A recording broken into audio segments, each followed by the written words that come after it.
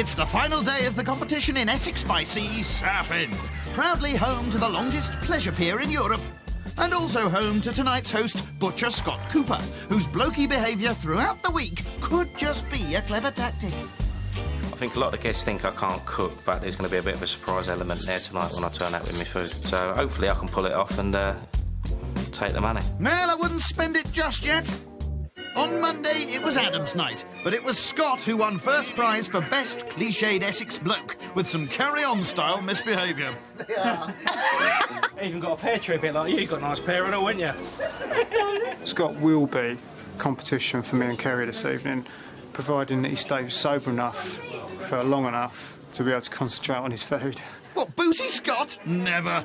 But Adam's alcohol-fuelled night scored 28 out of 40.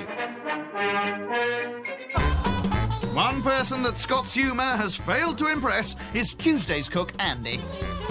I think the group's fantastic, but I can't stand Scott's sexist opinions and crude jokes. They really irritate me now.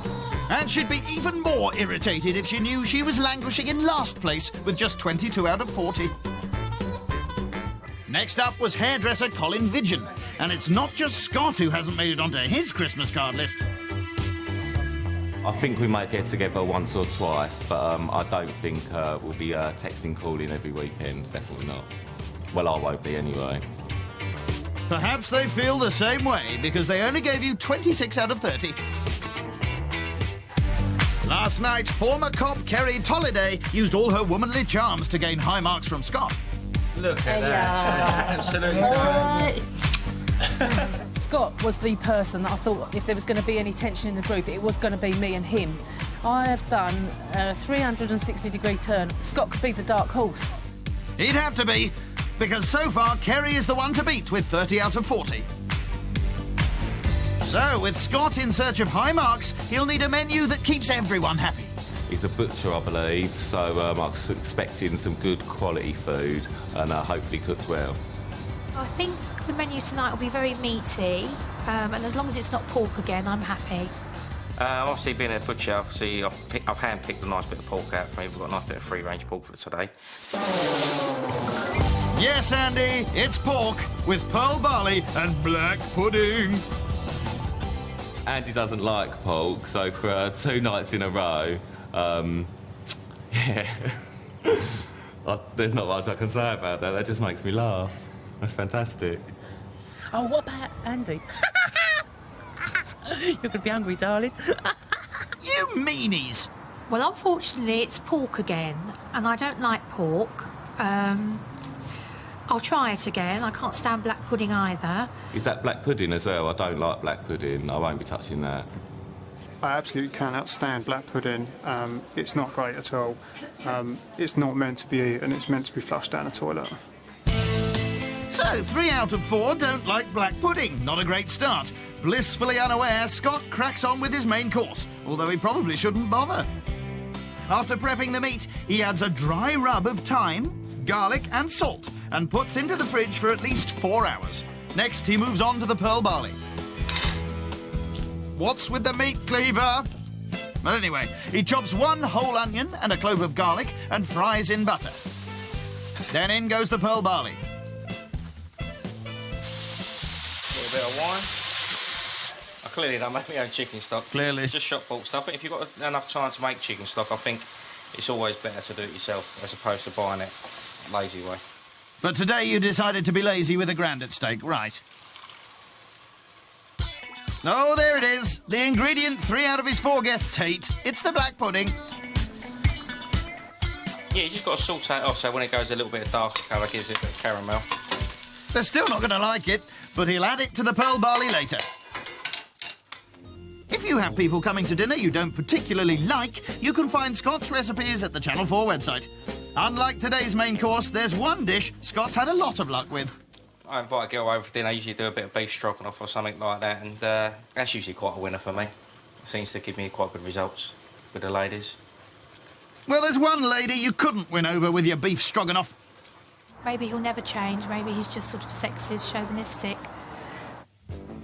This is my bedroom, this is where I sleep of a night and conquer a few of the ladies. He's become cruder and more sexist throughout the week, and he seems to think of women as sex objects. Feels so good. So this is where the girls, if they get a little bit lucky, they get to spend the night in here and have a nice soak in the bath with a bottle of champagne or so, what? A few candles and that, a bit of music on. I've had a few ladies in this bathtub, yeah, I can admit that. It's had a bit of action, I could say. It's a few extra bubbles made in there. Lovely. I think if it continues tonight and he becomes worse in his own house, I may say something. I may say that I find him crude and, you know, it's getting below the belt now. What a fine choice of words, Andy.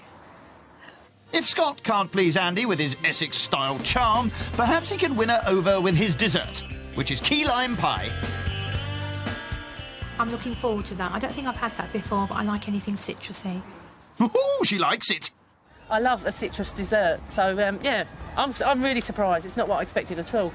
Yeah, not something I'd normally pick, but I've got quite a sweet tooth, so I'll definitely give it a go. So brave. Scott blends digestive biscuits and adds to melted butter. Then presses into a baking tin before leaving to set in the fridge. Next, the topping, which is the zest and juice of 4 limes. That 50s classic condensed milk. And double cream. Another low-fat recipe from Scott, then. The topping then goes on top of the biscuit base, and it's back into the fridge to set. Ah, it must be beer o'clock. But before you get too relaxed, isn't there a starter to prep of smoked duck with a micro salad? Ooh! Scott's menu, smoked duck breast with honey and mustard dressing and a micro salad. He doesn't really get me as a micro salad sort of man. Micro anything, really. Whatever do you mean? A micro salad is usually micro herbs, and you get a small salad. It's very chefy. Ah, thanks for that, Andy. Doesn't sound like Scott at all, actually. Right, so to make his first course, Scott gets some bloke in France to smoke some duck breasts, who then packs it and sends it off to Essex. Then Scott removes the skin from it, as well as some of the fat, before cutting into slices, eating, and putting back in the fridge. I don't think Scott's going to have made much of this. I think even if he's cooking it, I think a lot of it's been prepared by somebody else. I used to be a detective, and for sure I'm going to be testing out my interviewing skills on Scott this evening.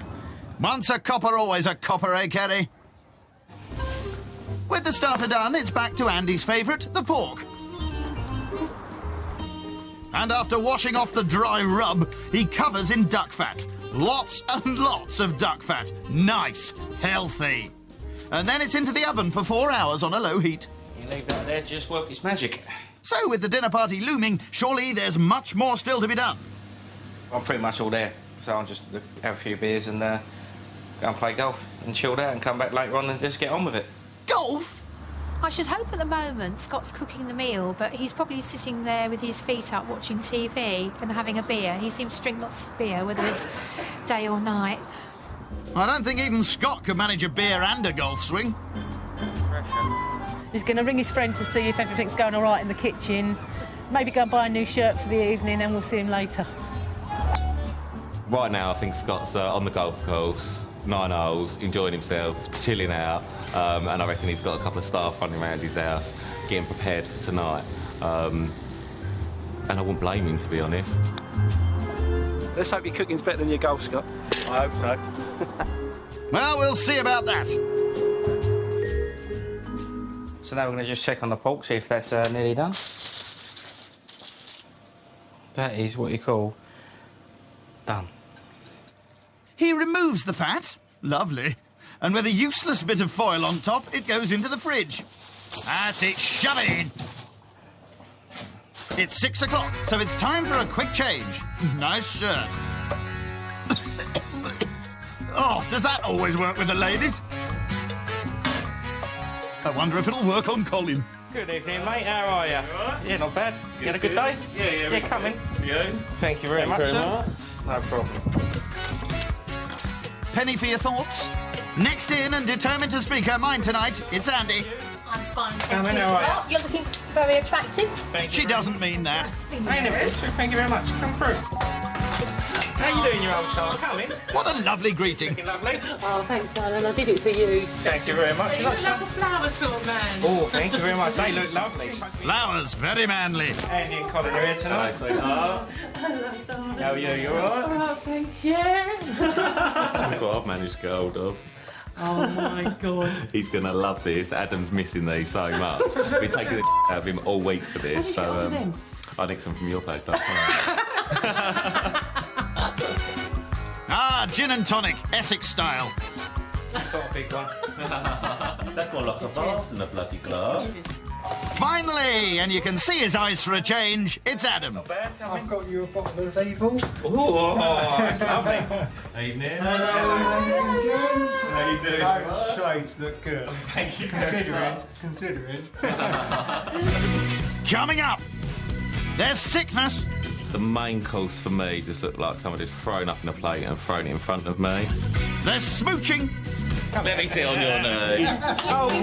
Mwah. before someone steals £1,000. See what we can win. Ta-da!